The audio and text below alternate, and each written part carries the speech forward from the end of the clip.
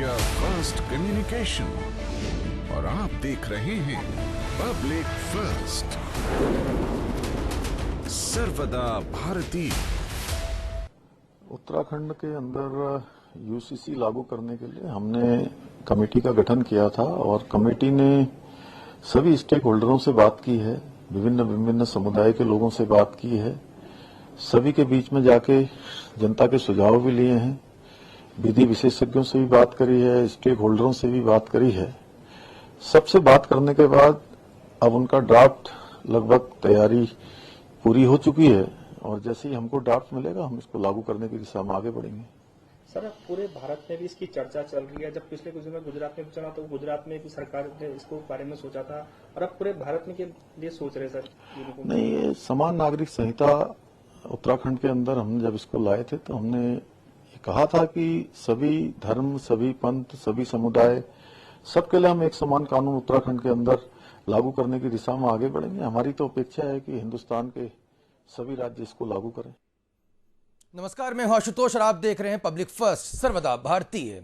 तो समान नागरिक संहिता को लेकर जो भारतवर्ष में चर्चा चल रही है उसे अंतिम रूप उत्तराखंड राज्य देता नजर आ रहा है और उत्तराखंड के मुख्यमंत्री पुष्कर सिंह धामी का जो बयान सामने है उससे साफ है कि उत्तराखंड देश में अग्रणी रहने की तैयारी कर चुका है, जहां पर समान नागरिक संहिता को लागू किया जा सकेगा। आखिर समान नागरिक संहिता को लाना कितना ज़रूरी है, इस पर लगातार बहस चढ़ी है, लेकिन अगर हम मीडिया रिपोर्ट्स को लें और थोड़ा मोटा मोटा समझने की कोशिश करें तो मुस्लिम पर्सनल लॉ बोर्ड की हम बात करें तो मुस्लिम पर्सनल लॉ में बहुविवाह यानी कि एक से ज़्यादा जो विवाह की जो छूट मिलती है और ये जो बहुविवाह जो प्रथा है वो हिंदू, ईसाई या पारसी में अपराध माना जाता है। तो ये आईपीसी की धारा 494 के तहत इसमें 7 वर्ष का सजा का प्रावधान भी है, इसलिए कई लोग जो ज़्यादा विवाह करना चाहते हैं वो मुस्लिम धर्म अपना लेते हैं। इसके अलावा विवाह की न्यूनतम उम्र की हम बात करें तो यहाँ पर मुस्लिम लड़कियों की व्यस्तता की उम्र निर्धारित नहीं होती है। माहवारी शुरू होने पर लड़की को निगाह योग्य मान लिया जाता है, तो यहाँ पर कोई विवाह की जो उम्र है वो निर्धारित नहीं होती है। और साथ ही साथ तीसरा जो सबसे अहम मुद्दा है वो है तलाक को लेकर विवाद। 3 तलाक अवैध घोषित होने के बावजूद भी अन्य प्रकार की जो मौखिक तलाक की पद्धति हैं जैसे कि तलाक हसन और तलाक अहसन, ये आज भी मान्य है। हालांकि कई जो इस्लामिक मुल्क हैं वहाँ पर इस तरह की तलाक की जो पद्धति है वो मान्य नहीं है, लेकिन हिंदुस्तान में ये अभी भी जारी है और इसे लेकर जो मुस्लिम जो महिला है वो हमेशा से सशंकित और कहीं ना कहीं डरी सहमी रहती हैं। तो आखिर क्या वजह है कि अभी तक देश में समान नागरिक संहिता लागू नहीं की जा सकी है? इसे लागू करने को लेकर किस तरह की आपत्ति और कौन लोग हैं जिसका विरोध कर रहे हैं, इस पर चर्चा करेंगे। हमारे साथ उत्तराखंड से कांग्रेस के वरिष्ठ नेता शीशपाल सिंह बिष्ट जी जुड़ चुके हैं। शीशपाल जी, आपका पब्लिक फर्स्ट में बहुत बहुत स्वागत है। साथ ही साथ हमारे साथ राष्ट्रवादी विचारक अखिलेश जी जुड़ चुके हैं। अखिलेश जी, आपका बहुत बहुत स्वागत है। सबसे पहले शीशपाल जी, मुख्यमंत्री पुष्कर सिंह धामी का जो बयान आया है उससे आप लोग किस तरह से देखते हैं? देखिए, आपको तो जो उत्तराखंड के मुख्यमंत्री पुष्कर सिंह धामी लगभग साल भर से कह रहे हैं कि राज्य के अंदर वो यूसीसी को लेकर गंभीर है और वो राज्य में समान नागरिक आचार संहिता लागू करना चाहते हैं। कांग्रेस पार्टी ने शुरू दिन से कहा था कि देखिए ठीक है, अच्छी बात है, आप यूसीसी लाना चाहते हैं, लेकिन जो इसके सभी पक्ष हैं उसमें एससी हैं, एसटी हैं, ओबीसी हैं, आदिवासी हैं, जो जनजाति, उन सभी पक्षों से आप बात कीजिए और अगर सब में सहमति बन जाती है तो निश्चित तौर पर आप जो है यूसीसी पर कदम आगे बढ़ा सकते हैं। लेकिन उस पर कदम आगे बढ़ाने से पहले आपको 2018 में भी जाना होगा, जब केंद्र सरकार ने यूसीसी लाने के प्रयास किए थे, उसके लिए बाकायदा कमेटी बनाई थी और उस पर जो राष्ट्रीय विधि आयोग की राय आई थी, अन्य पक्षों की राय आई थी, उन्होंने कहा था कि हमें देश की जो सामाजिक बहुलता है उस पर गर्व है, उसका जो जश्न मनाया जा रहा है उसको मनाए देना चाहिए और अभी ये वक्त सही नहीं है यूसीसी लाने का, क्योंकि जो संविधान का अनुच्छेद 44 और उसका भाग 4 उसमें जो उल्लेख है यूसीसी का, उसमें संविधान निर्माताओं ने तब कहा था कि जब भी ये सभी पक्ष जो है एससी, एसटी, ओबीसी, आदिवासी, जनजाति, यह जो आप माइनॉरिटी बात कर रहे हैं, ये अन्य लोग सभी अगर आपस में सहमति बना लेते हैं, उनकी जो आशंकाएं हैं उसका समाधान भविष्य में हो जाता है, तो निश्चित तौर पर यूसीसी से आगे बढ़ा जा सकता है, उसमें कोई दो राय नहीं है। लेकिन आप व्यापक विचार विमर्श के बिना इस पर जो है अगर जल्दबाजी में आगे बढ़ेंगे तो निश्चित तौर पर इसमें जोखिम है और सरकार को जो जो है गंभीरता से सभी पक्षों से विचार करना चाहिए। उत्तराखंड में हमने सरकार से जो है इसका मसौदा मांगा था, जो हमें उपलब्ध नहीं कराया जा सका। हमने 2 बार सरकार से मसौदा मांगा, सरकार ने कोई कारण भी नहीं बताया, ना ही मसौदा उपलब्ध कराया, तो हम उस पर अपनी राय नहीं दे सके। अब देखते हैं आगे भविष्य में सरकार अगर दोबारा से डायलॉग करेगी, कोई मसौदा उपलब्ध कराएगी, तो निश्चित हम उस पर अपना पक्ष रखेंगे। जी हाँ, मैं दोबारा आपके पास आऊंगा। अखिलेश जी, यहाँ पर कांग्रेस पार्टी का कहना है कि सब जल्दबाजी कर रही है सरकार, यहाँ पर इस तरह की जल्दबाजी नहीं की जानी चाहिए। बिष्टी जी की एक बात तो मैं सहमत हूँ कि सबसे बातचीत करनी चाहिए, पर बिष्टी जी को एक बात में थोड़ा सा रिवर्स बैक में जाएंगे। जब संविधान सभा बनी थी और संविधान की तैयारी हो रही थी, उस समय पंडित जवाहरलाल नेहरू भी यूसीसी के समर्थक थे और बाबा भीमराव अम्बेडकर जी भी। और इनको ये जानकर बड़ा आश्चर्य होगा, अगर आप इतिहास पढ़ेंगे तो हमको समझ में आएगा कि भीमराव अम्बेडकर जी का जो पद गया था उस समय, वो यूसीसी के कारण ही गया था। हिंदू कोड बिल तो नेहरू जी ने किसी कारण से वो कि इसको लागू किया जाए, वो लागू हुआ। और उसके बाद जब यूसीसी लागू करने के बाद उस समय आई संविधान सभा के, तो संविधान सभा ने उसका विरोध किया। और उसी विरोध के कारण, क्योंकि उस समय कानून मंत्री अपने बाबा साहब अम्बेडकर थे, तो उनको इसी वजह से छोड़ना पड़ा पद, क्योंकि वो चाहते थे कि यूसीसी लागू हो इस देश में सभी के लिए। अब एक विषय आता है कि इतने वर्ष हो गए हैं, इतने वर्ष तक कांग्रेस का भी शासन रहा, और क्योंकि नेहरू जी की भी इच्छा थी ये यूसीसी लागू करने की। ये वाली बात बिष्टी जी कह रहे हैं कि हम भी समर्थक है, ये बात सही है कि कांग्रेस ने भी 1947 के बाद से जब 1949 आते फिर ये कहा था कि संविधान सभा के माध्यम से यूसीसी लागू किया जाए। तो अनुच्छेद 44 उसी का वर्णन करता है हमारे संविधान में।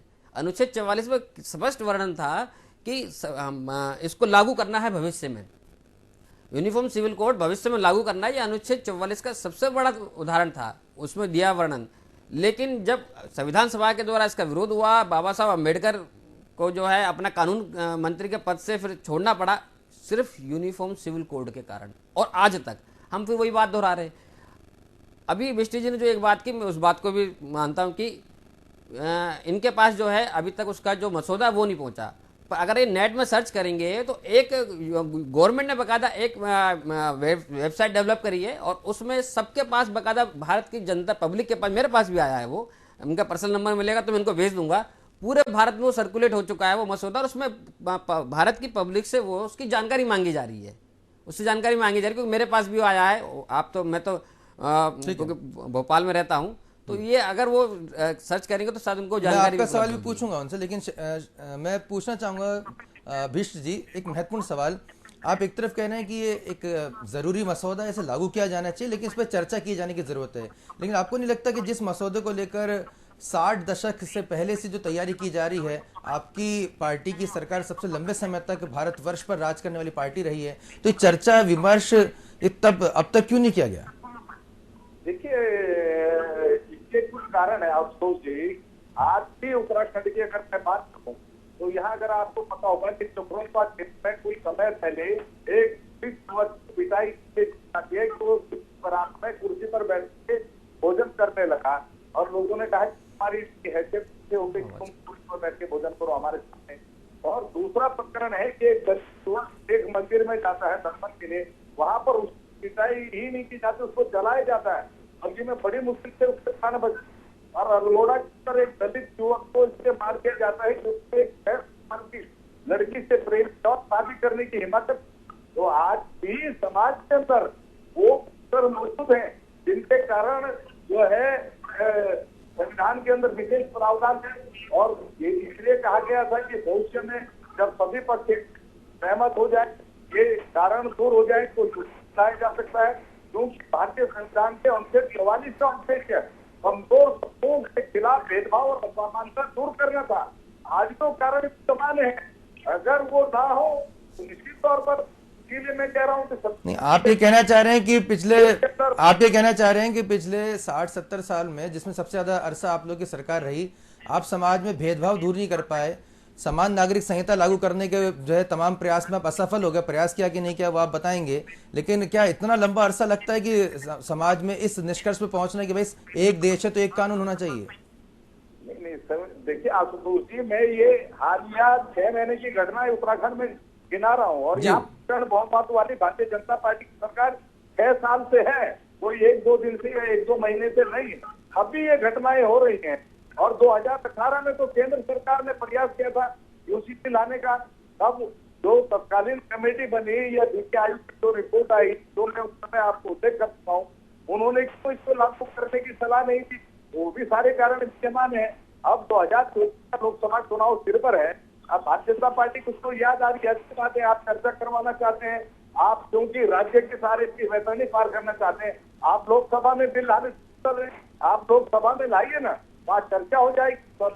अगर सर्वसम्मति बन जाएगी पूरे देश के अंदर, जैसा आप कह रहे हैं कि समान नागरिक आचार संहिता, वो तभी होगी जब देश में समान रूप से लागू होगा। किसी एक राज्य में इसको लाने से वो समानता का अधिकार तो क्या वो उद्देश्य आप हासिल नहीं कर सकते, अब वो सफल होगा जो आप मनसा है। हाँ, जो चर्चा में आप को लाना चाहते हैं, निश्चित तौर पर वो आपका उद्देश्य सफल होगा।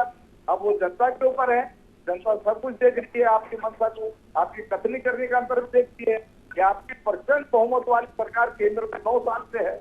आज तक आप कितना आगे बढ़े, आप कांग्रेस पर दोषारोपण करके अपनी कमी को नहीं दूर कर सकते ना। आपका जो 9 साल का इतिहास है वो भी तो कुछ इतिहास है, वो आप इस पर ईमानदार नहीं है। भारतीय जनता पार्टी केवल जो है 2024 को ध्यान में रखकर चर्चा कर रही है। जो महंगाई है, बेरोजगारी है, जो आज देश का विकास ठप हो गया है, जो आज आर्थिक रूप से देश खराब है। नहीं, महंगाई बिल्कुल नहीं, शिषपाल जी आपकी बात से सहमत हूं, लेकिन ये समस्या तो इंदिरा गांधी जी ने भी एक नारा दिया था, गरीबी हटाओ, तो इसका मतलब उस समय भी गरीबी थी, महंगाई थी। ये मुद्दे तो लगातार भारत की राजनीति में हमेशा से ही रहे हैं, ये ऐसा तो है नहीं कि सिर्फ इस बार ही रहे हैं। लेकिन ये जो एक महत्वपूर्ण विषय, बिल्कुल अलग विषय है, क्योंकि बहुत ही गंभीर पहलू है। सामान्य नागरिक संहिता, उत्तराखंड जो है इस दिशा में बहुत तेजी से आगे भी बढ़ रहा है। और जो समसामयिक घटनाक्रम आपने बताए हैं वो भी बिल्कुल इस समय बहुत ही गंभीर चिंतन का पहलू है, जिनका उदाहरण आपने दिया है। देखिए आशुतोष जी, आपने कहा कि इंदिरा जी के समय भी गरीबी थी, महंगाई थी। निश्चित तौर पर 2014 की तुलना में आज आप महंगाई का कीजिए ना, 33 रुपए किलो दूध था, आज 70। इंदिरा जी ने ही नारा दिया था, आपको याद होगा तो। आज अगर आप देखिए, मैं कह रहा हूँ, लेकिन आज तो हम आजादी का अमृत उत्सव मनाया जा रहा है ना। आज दुनिया की 5वीं सबसे बड़ी अर्थव्यवस्था आप कह रहे हैं, आप तब भी महंगाई दूर नहीं कर पा रहे, बल्कि महंगाई 4 गुना हो 14 के मुकाबले। जो 2 करोड़ रोजगार हर साल आप देने वाले थे, आप तो रोजगार दे रहे हैं। आपके पहले में अखिलेश जी यहाँ पर शिषपाल जी जो 2 विषयों को यहाँ पर जो है तुलना कर रहे हैं। अगर जैसे जब भी यूसीसी की बात आ रही है तो कहने से महंगाई है, बेरोजगारी, इस पे बात कीजिए। वो यूसीसी पे चर्चा नहीं करना चाहते हैं, हालांकि वो कहते हैं कि देश को चर्चा करनी चाहिए। ये भी दोनों बात कह रहे हो। देखिए, उन्होंने एक बात बहुत अच्छी कही कि एक राज्य के साथ अच्छा है आप पूरे देश में लागू करो, उसका बिल लेकर आओ। 1905 में भारत में अंग्रेजों ने एक बंग भंग का विचार लेकर आए थे, बंगाल विभाजन का। और बंगाल विभाजन का जब विरोध हुआ था तो पूरे देश में हुआ था। एक राज्य के लिए आया था वो बंगाल विभाजन, लेकिन पूरे देश में हुआ था। और वो सरकार फिर मजबूर हुई, और मजबूर होने के बाद वो बंग भंग का 1911 में उनको प्रस्ताव वापस लेना पड़ा। अब इसमें एक चीज दूसरी जोड़ी है, जो अंग्रेज 1905 में एक राज्य का विभाजन नहीं कर सके, 1947 में देश का विभाजन करके चले गए। तो उसके लिए मानसिकता चाहिए हमको अगर यूसीसी लागू करनी है तो वो मानसिकता चाहिए हमको अगर यूसीसी लागू करनी है तो विचार प्रकट करने पड़ेंगे कि यूनिफॉर्म सिविल कोड सबके लिए अच्छा है, चाहे वो हिंदू हो चाहे मुसलमान हो। अब इसमें एक बड़ा विषय है, यूनिफॉर्म सिविल कोड के लिए उत्तराखंड सरकार कहती है, वो ये कह रही है कि अगर दो बच्चे होने चाहिए अधिकतम, अगर 2 से तीसरा होगा तो हम वोट देने का अधिकार भी छीन लेंगे और जो सरकारी सुविधा है आपको वो मिले। तो क्या हिंदुओं के बच्चे 2 से 3 नहीं होंगे जब मुसलमानों के होंगे? तो उत्तराखंड में कईयों के भी हैं। मैं अमोली लिखता हूँ, सरने अमोली है, विष्णु जी को जानकारी अभी नहीं होगी सर बातचीत के दौरान। मैं बेसिकली मेरे पूर्वज भी उत्तराखंड के, मेरा गांव जो पूरा पैतृक है वो वहीं है। और हमारे परिवारों में भी कई हैं जिनका 3 बच्चे हैं, 4 बच्चे हैं, हम खुद 4 भाई हैं परिवार में। तो क्या हमारे साथ नहीं होगा? सबके साथ वो स्वभाव है। अगर यूनिफॉर्म सिविल कोड लागू होगा तो हिंदू हो चाहे मुसलमान हो चाहे दलित हो चाहे सिख हो ईसाई हो, किसी भी मत संप्रदाय वर्ग से संबंध रखता है। हाँ, आवश्यकता सिर्फ एक चीज की है, जो मैंने एक उदाहरण देकर बताया कि जो अंग्रेज 1905 में एक राज्य का विभाजन नहीं कर सके, वो देश का विभाजन करके चले गए, क्योंकि जो उसके विरोध और पक्ष में थे उनकी मानसिकता के ऊपर सवाल उठता है। ये कार्य पद्धति के ऊपर नहीं है। कार्य पद्धति तो ये नेहरू, मैंने जैसे बताया शुरू में, नेहरू जी और भीमराव अम्बेडकर ने बताया कि ये करना है देश के लिए बहुत जरूरी है, बहुत आवश्यक है। अब कुछ तो कब हम किसी चीज को लागू करते हैं तो उसमें बदलाव करते हैं। कांग्रेस के शासन था, पंडित जवाहरलाल नेहरू देश के प्रधानमंत्री थे, कानून मंत्री भीमराव अम्बेडकर थे और भी बाद में हुए। तो जब संविधान बन गया तो क्या वही 1948-52 वाला ही संविधान के अभी तक है क्या? उसमें परिवर्तन नहीं हुआ? जब जरूरत पड़ेगी तो उसमें परिवर्तन होगा, आवश्यकता पड़ेगी, नहीं यहाँ ये गलत है, परिवर्तन होगा। आप कहो नहीं इसको लागू ही मत करो अभी, तो क्यों 1948 में आपने संविधान बना दिया देश का, अभी तक आप परिवर्तन कर रहे हो संविधान में, किसी न किसी चीज को लेकर बदलाव लेकर आते हैं, क्यों लेकर आते हैं? शिषपाल जी, सवाल तो ये भी उठ रहा है ना, जो अंडरलाइन हो रहा है कि भाई किसी के अधिकार छीने थोड़ी जा रहे हैं, सबको समान अधिकार देने की बात की जाए, तो कांग्रेस पार्टी को यहाँ पे समस्या क्या है? तो आपत्ति नहीं है, मैं पहले स्पष्ट कह चुका हूँ कि आप संविधान के भवन में जो अगर यूसीसी को लाना चाहते हैं तो संविधान निर्माताओं ने उल्लेख किया है कि जब भी भविष्य में ये सभी पक्ष, जैसा मैंने कहा है, एससी, एसटी, ओबीसी, आदिवासी, जनजाति या अन्य जो आप माइनॉरिटी की बात कर रहे हैं और लोगों पे कर रहे हैं, अब में सर्वसम्मति बनाए ना, उसके लिए तैयार कीजिए। आप कहिए कि आपकी कोई समस्या नहीं है, समान नागरिक आचार संहिता पे आगे बढ़ते हैं और सब लोग सहमत होते हैं, तो आप बिल्कुल गर्व के साथ उसको लागू कीजिए, उसमें दिक्कत क्या है? ठीक है, महावीर प्रसाद जी भी जुड़ चुके हैं शिषपाल जी हमारे साथ, उत्तराखंड से बीजेपी के नेता हैं। महावीर जी, यहाँ पे शिषपाल जी का कहना है कि साहब लागू करना है तो चर्चा क्यों नहीं की जा रही है, मसौदा क्यों नहीं दिया जा रहा है, सभी वर्गों से चर्चा क्यों नहीं की जा रही है, शिषपाल जी का कहना है। महावीर जी, चर्चा तो ये हो ही रही है, हर जगह से चर्चा होती रहती है, ऐसी चर्चा नहीं की जाती। और भारतवर्ष के मतलब सर्वांगीण विकास के लिए ये बहुत जरूरी है। यानी परिवार में जो भेद हो रहा है कि इस कम्युनिटी के लोग चाहे 18-20 हो जाए तो वो भी उसके लिए हकदार हो जाएंगे, और दूसरे लोग जो है राष्ट्रीय उसका ध्यान रखें तो 2 बच्चे उनके पैदा होते हैं तो वो भी बराबर। तो इसके जो है समान नागरिक संहिता जो नहीं, उनका कहना है ठीक है, लेकिन चर्चा नहीं करा रहे हैं, शिषपाल जी का ऐसा कहना है। तो किस तरह, शिषपाल जी आप बता दीजिए किस तरह की चर्चा आप चाह रहे हैं जो नहीं हो पा रही उत्तराखंड में? शिषपाल जी आप बता दीजिए।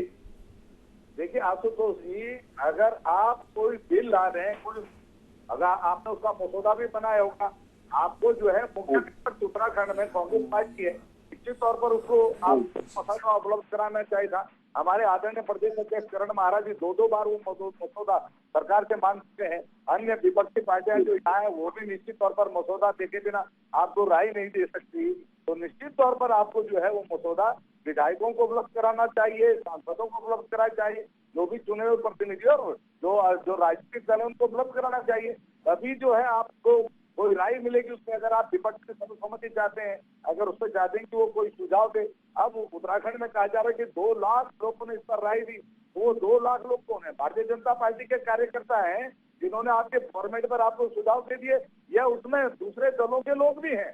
तो ये भी खुलासा आपको करना चाहिए। तो सरकार जो लगातार बयानबाजी कर रही है उस पर उसकी गंभीरता नजर नहीं आ रही है। हम लंबे समय से कह रहे हैं, अब मुख्यमंत्री कह रहे हैं कि मसौदा तैयार हो रहा है, बिल अब तैयार हो रहा है, फाइनल स्टेज में है, तो आप पहले से हल्ला क्यों मचा रहे हैं? सीधी सी बात है, आप चर्चा ज्यादा चाहते हैं, आप काम कम करना चाहते हैं, क्योंकि आपका जो उद्देश्य है चर्चा में ही हासिल होने वाला है। और ये मैं पहले ही कह चुका हूँ कि स्टेट का सब्जेक्ट नहीं है, ये कंट्री का सब्जेक्ट है। ये बिल आपको लोकसभा में लाना पड़ेगा, और सरकार जनता की आंखों में धूल झोंक के अगर राज्यों के सहारे केवल चर्चा करवा करके अपनी वैतरणी पार करनी चाहती है तो उद्देश्य आपका सामने नहीं होगा, क्योंकि एक देश एक विधान की बात है, एक राज्य एक विधान की बात नहीं है। एक राज्य के सहारे आप देश के अंदर समान नागरिक आचार संहिता को उद्देश्य प्राप्त नहीं कर सकते, और वो तब तक प्राप्त नहीं कर सकते जब तक आप सभी पक्षों की आशंकाएं दूर ना कर दें। और आपका डर केवल मुझे ये लग रहा है, जैसा भी मैं यहाँ पर अमोली जी को भी सुना और महावीर जी को भी सुना, पार्टी के पास तो अनुभव रहा होगा ना शिषपाल जी, शिषपाल जी कांग्रेस पार्टी के पास तो अनुभव रहा होगा ना कि ये आशंकाएं दूर नहीं कर पाए तो उसकी क्या वजह रही, आप थोड़ा बता पाएंगे? देखिए, आप लोगों ने चर्चा की थी कि इसको लेकर, समान नागरिक संहिता को लागू करने को लेकर कांग्रेस पार्टी ने कोई चर्चा की थी क्या? चर्चा की थी तो क्या दिक्कत आई थी? चर्चा करने का क्या कुछ प्रयास किया था अब तक कांग्रेस पार्टी ने? आशुतोष जी, मैं आपको पहले उदाहरण गिना चुका हूँ, चक्रोता से लेकर अल्मोड़ा तक की घटनाओं का, उत्तराखंड की, मैं देश की घटनाओं में नहीं गया क्योंकि मैं उत्तराखंड प्रदेश कांग्रेस कमेटी का प्रवक्ता हूँ। इसीलिए आपको कह रहे हैं, जब यहाँ पर अभी समानता का उद्देश्य हासिल नहीं किया जा सका है और आज प्रचंड बहुमत वाली भारतीय जनता पार्टी की सरकार में ये घटनाएं हो रही है भेदभाव की, सामाजिक असमानता यहाँ पर विद्यमान दिखाई दे रही है, तो आप बताइए ना, वो उचित समय अभी महावीर जी सामाजिक असमानता दिखाई दे रही है, साफ आरोप है शिषपाल जी का। महावीर जी, कोई सामाजिक विभेदीकरण नहीं है, और सबको समान अधिकार है, ऐसा कुछ नहीं है। भारतीय जनता पार्टी का कंसेप्ट बिल्कुल क्लियर है और ये जब आपके पास आ गया है तो इसका मतलब सरकार ने लोगों की राय जानने का दरवाजा खोल दिया है, तो उसमें सब अपने अपनी बात रख सकते हैं। और ये सोशल मीडिया पर हुआ, अखबारों में हुआ, ये हुआ, ये तो आप देख रहे हैं, अक्सर पढ़ रहे हैं, तभी तो आप जो फैक्ट प्रस्तुत कर रहे हैं तभी कर रहे हैं जो ये सरकार के उससे बाहर आया। तो ये यूसीसी का विरोध वो लोग कर रहे हैं जिनको ये लग रहा है कि भारतीय जनता पार्टी फिर तीसरी बार चौथी बार भी जो सत्ता में आ जाएगी तो हमारा क्या होगा, ये डर है और बाकी कुछ नहीं है। बाकी आम जनमानस के मन में ये है कि सरकार ये करे। नहीं, इससे आपको क्यों लगता है कि आपकी सरकार आ जाएगी ऐसा?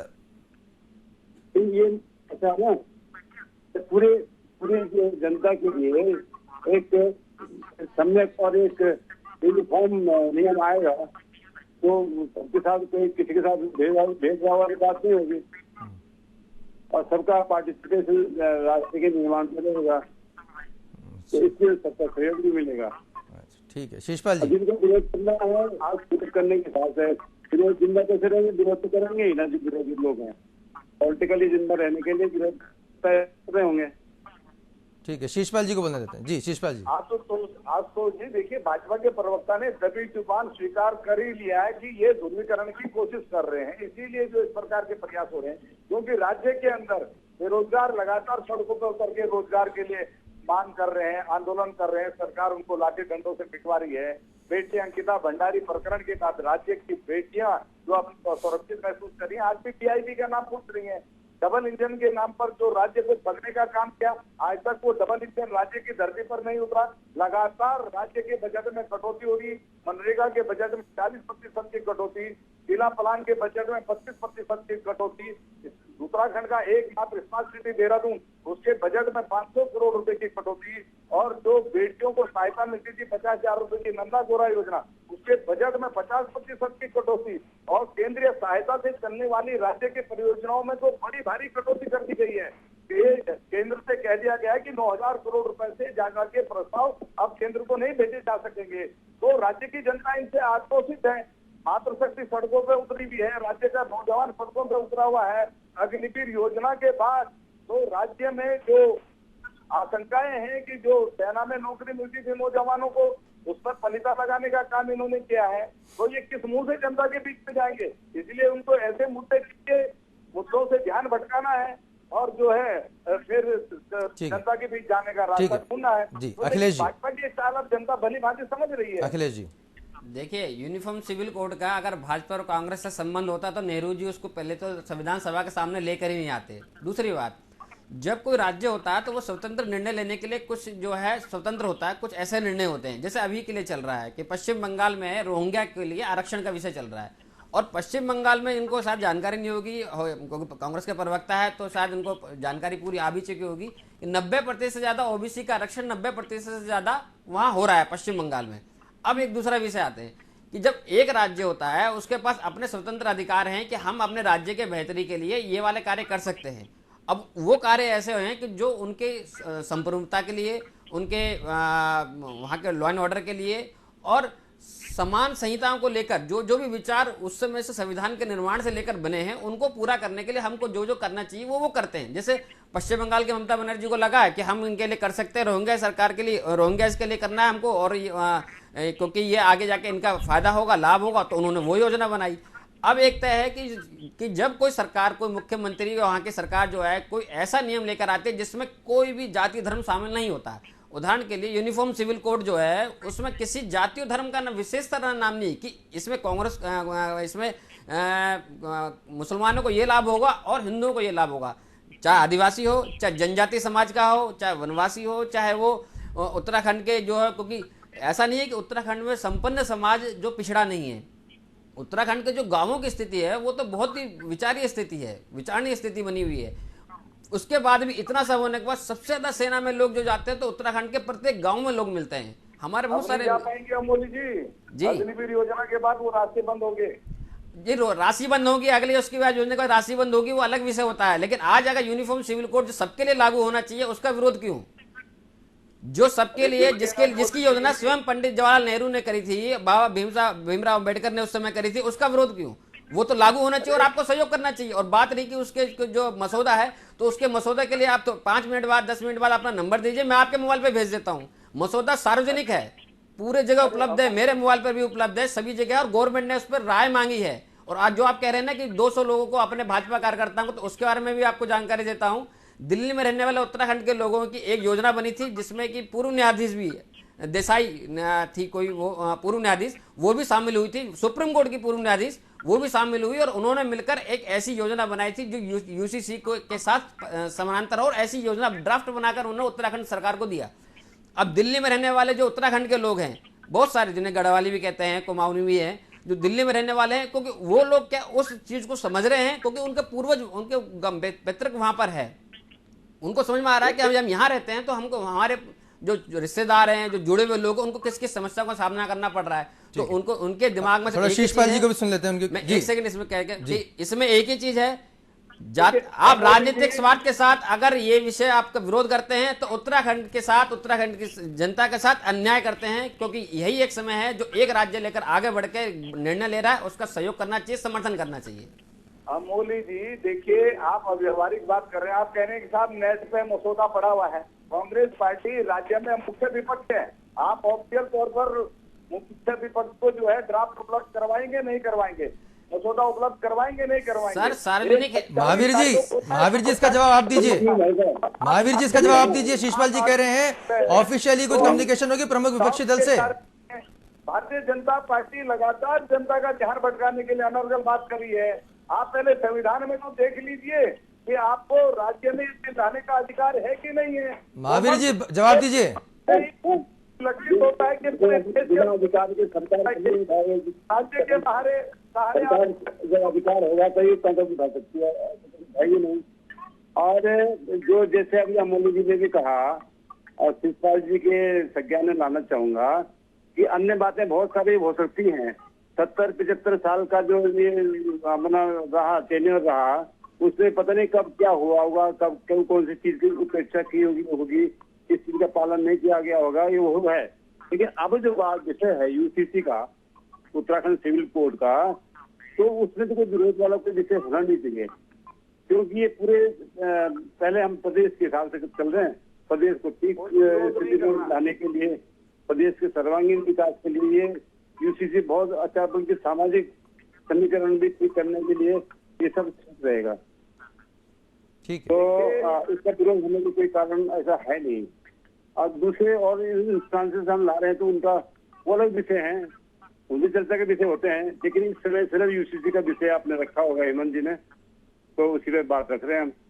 ठीक है। तो यूसीसी का कोई विरोध करने का कारण है नहीं मेरे ख्याल से। ठीक है सर। शीशपाल जी फाइनल कमेंट कर दीजिए, समय कम है। आशुतोष जी, उत्तराखंड सरकार जब भी ऑफिशियल तौर पर जो है कांग्रेस पार्टी को यूसीसी का मसौदा उपलब्ध कराएगी, निश्चित तौर पर कांग्रेस पार्टी अपने सुझाव उसमें देगी। लेकिन सरकार की ओर से अभी तक न तो मसौदा उपलब्ध कराया गया, न सरकार की गंभीरता इस पर दिख रही है। सरकार केवल एक आखिरी सवाल ले रहा हूं मैं शीशपाल जी आपसे। शीशपाल जी एक आखिरी सवाल आपसे ले रहा हूं। महावीर जी एक सेकंड। शीशपाल जी, क्या कांग्रेस पार्टी को कहीं से कुछ मलाल है, कोफ्त है कि समान नागरिक संहिता, जिसकी यहाँ पर भारतीय जनता पार्टी ने लीड ली है, उन्होंने इसको आगे बढ़ाने में यहाँ पर प्रथम कदम आगे बढ़ाया है, काश ये आप लोगों ने किया होता? देखिए आशुतोष जी, मैंने जैसा कि पहले ही कहा कि एससी, एसटी, ओबीसी, आदिवासी और जनजातीय वर्गों की जब तक सहमति नहीं होती, उनकी जो समानता के अधिकार पर बात नहीं होती और उनकी सहमति इसमें नहीं बनती, तब तक इस पर आगे बढ़ना जल्दबाजी है। सभी या मुस्लिम समुदाय का आप नाम नहीं ले रहे हैं? एससी, एसटी, ओबीसी आप बोल रहे हैं, मुस्लिम समुदाय का नाम नहीं ले रहे हैं? नहीं, मैंने पहले ही कहा कि जो भी इसके अन्य पक्ष हैं, सभी लोगों से आपको इससे में वार्ता करनी चाहिए, सहमति बनानी चाहिए, क्योंकि संविधान के अनुसार इस देश में जन्म लेने वाला प्रत्येक व्यक्ति इस देश का नागरिक है और यहाँ पर आपके मौलिक अधिकार हैं। आप नहीं, लेकिन एससी, एसटी आगे कैसे बढ़ सकते हैं? एससी, एसटी, ओबीसी तो बहुतायत में हिंदू समुदाय से आते हैं ना। आप अगर हिंदू बोलेंगे तो भी चल जाएगा। नहीं, देखिए ये भारतीय जनता पार्टी का उद्देश्य है कि इस मुद्दे को जो है इस मुद्दे पर घेरा जाए और जो है भाजपा की पीठ पर खेला जाए। लेकिन कांग्रेस पार्टी निश्चित तौर पर भारतीय जनता पार्टी की मंशा को भली भांति समझ रही है और राज्य की जनता भी पढ़ी लिखी है, राज्य की जनता भी संविधान की समझ रखती है और निश्चित तौर पर संवैधानिक रूप से अगर ईमानदारी से आप आगे बढ़ेंगे तो कांग्रेस पार्टी अपने सुझाव देगी, आपको सहयोग भी करेगी। लेकिन अगर आप तानाशाही से आगे बढ़ेंगे और सभी पक्षों की आप सहमति नहीं लेंगे तो निश्चित तौर पर आपको विरोध झेलना पड़ेगा। ये तो जिम्मेदारी सरकार की। शेषपाल जी, यहाँ थोड़ी दिक्कत हो रही है क्योंकि कांग्रेस पार्टी ने पिछले लंबे समय से सॉफ्ट हिंदुत्व को जो है उस कदम में काफी आगे बढ़ गए थे। अब यहाँ पर थोड़ा रिवर्स होना पड़ सकता है, यहाँ पर पॉलिटिकली थोड़ा एंगल चेंज करना पड़ सकता है, इसलिए थोड़ी दिक्कत हो रही है क्या? नहीं, देखिए आशुतोष जी, उत्तराखंड में सॉफ्ट हिंदुत्व और हार्ड हिंदुत्व की बात ही नहीं है। ये खाली जो है देवभूमि है और यहाँ पर चारों धाम है। आप केदारनाथ में देख लीजिए, पंडे पुरोहित होने में तो पीतल में बदलने की बात कर रहे हैं। हरिद्वार में जो है उदासीन आश्रम के संत जो है अखाड़े के संत हरिद्वार के विधायक और सांसद पर जो है आश्रम की जमीनों को कब्जाने के आरोप लगा रहे हैं। यहाँ तो संत और पंडित पुरोहित खतरे में है। भाजपा की प्रचंड बहुमत की सरकार से और कांग्रेस की पार्टी संतों के साथ, पंडित पुरोहितों के साथ हमेशा खड़ी हुई नजर आ रही है, उनके अधिकारों की लड़ रही है। उत्तराखंड में ऐसी बात नहीं है। उत्तराखंड में बात केवल ये है, जो हमारी आशंका है, जो हमने अपनी चिंता व्यक्त की है कि आप संविधान की भावना के अनुसार आगे बढ़िए। और देखिए, संविधान आपको ये अधिकार दे भी रहा है कि नहीं दे रहा है। अब आप संविधान के अनुसार कदम आगे बढ़ाएंगे तो आप बहुत जल्दी, बहुत कम समय है, केवल ढोल बजता रहेगा आपका। बिष्ट जी को मैं जानकारी दे रहा हूँ, उस साइट का भी दे रहा हूँ जो भारत सरकार के विधि आयोग ने जारी करी है। वो ठीक है, उनका ये कहना है कि भाई वो प्रमुख विपक्षी दल हैं, वो उनका ऑफिशियल कम्युनिकेशन होना चाहिए, इस तरह से इंटरनेट पे नहीं। उनका वो तो स्पष्ट कर चुके हैं शेषपाल जी। नहीं, तो ये जो चीजें हैं सार्वजनिक उसमें अभी उसमें डली हुई है। अगर उन्होंने अपनी आपत्ति बता दी है, के राष्ट्रीय प्रवक्ता अपना पक्ष रख चुके हैं, आपको जानकारी होनी चाहिए। ठीक है, चलिए बहुत बहुत धन्यवाद शेषपाल सिंह बिष्ट जी पब्लिक फर्स्ट से जुड़ने के लिए। हमारे साथ अखिलेश जी जुड़े, आपका भी बहुत बहुत धन्यवाद। और साथ ही साथ बीजेपी प्रवक्ता महावीर प्रसाद जी, आप भी पब्लिक फर्स्ट से जुड़े, आप सभी का बहुत बहुत धन्यवाद। तो इस मुद्दे को लेकर बहस जारी है। कांग्रेस पार्टी का कहना है, बहुत ही एक सदा हुआ जो एक रिएक्शन यहाँ पर कांग्रेस पार्टी दे रही है कि साहब हम साथ में है या नहीं है, पहले चर्चा की जानी चाहिए और उसे SC ST OBC को लेकर करें। हालांकि जो सबसे ज़्यादा जो इस मुद्दे को लेकर जो आपत्ति की बात सामने आ रही है या अब तक के जो बयान सामने आए वो मुस्लिम समुदाय के सामने है, जिसको हमने शुरुआत में आपको बताया कि कुछ ऐसे पहलू हैं जो कि कहीं ना कहीं मुस्लिम समाज में विद्यमान है, जो जिसे हटना जरूरी है, नहीं जरूरी है, उसको लेकर मुस्लिमों के आंतरिक जो समाज है उसमें भी चर्चा किए जाने की जरूरी है। हालांकि समान नागरिक संहिता को लेकर बीजेपी ने साफ करा कि एक देश है, एक कानून होना चाहिए, इसको लेकर बहुत तेजी से आगे बढ़ती जा रही है। और इस विषय पे जिस तरह से चर्चा सामने आ रही है उसमें हम चाहेंगे कि आप सभी भी उसमें हिस्सा लें, आप भी अपने विचार रखें कि आप इस विषय को लेकर क्या कुछ सोचते हैं। इंटरनेट पर भी भारत सरकार ने तमाम जो वेबसाइट और लिंक दे रखे हैं उस पर भी आप अपने विचार जरूर रखें। एक जिंदा डेमोक्रेसी का सबूत यहां पर दीजिए और अपने विचारों को जरूर अपने सामने रखें, क्योंकि पब्लिक फर्स्ट है आपका चैनल और आपकी वॉइस है सबसे पहले। देखते रहिए पब्लिक फर्स्ट, सर्वदा भारतीय। उत्तराखंड के अंदर UCC लागू करने के लिए हमने कमेटी का गठन किया था और कमेटी ने सभी स्टेक होल्डरों से बात की है, विभिन्न समुदाय के लोगों से बात की है, सभी के बीच में जाके जनता के सुझाव भी लिए हैं, विधि विशेषज्ञों से भी बात करी है, स्टेक होल्डरों से भी बात करी है। सबसे बात करने के बाद अब उनका ड्राफ्ट लगभग तैयारी पूरी हो चुकी है और जैसे ही हमको ड्राफ्ट मिलेगा हम इसको लागू करने की दिशा में आगे बढ़ेंगे। सर, पूरे भारत में भी इसकी चर्चा चल रही है। जब पिछले कुछ दिनों में गुजरात में चला तो गुजरात में भी सरकार ने इसको बारे में सोचा था और अब पूरे भारत में के लिए सोच रहे सर। नहीं, ये समान नागरिक संहिता उत्तराखंड के अंदर हम जब इसको लाए थे तो हमने ये कहा था कि सभी धर्म, सभी पंथ, सभी समुदाय, सबके लिए हम एक समान कानून उत्तराखंड के अंदर लागू करने की दिशा में आगे बढ़ेंगे। हमारी तो अपेक्षा है कि हिंदुस्तान के सभी राज्य इसको लागू करें।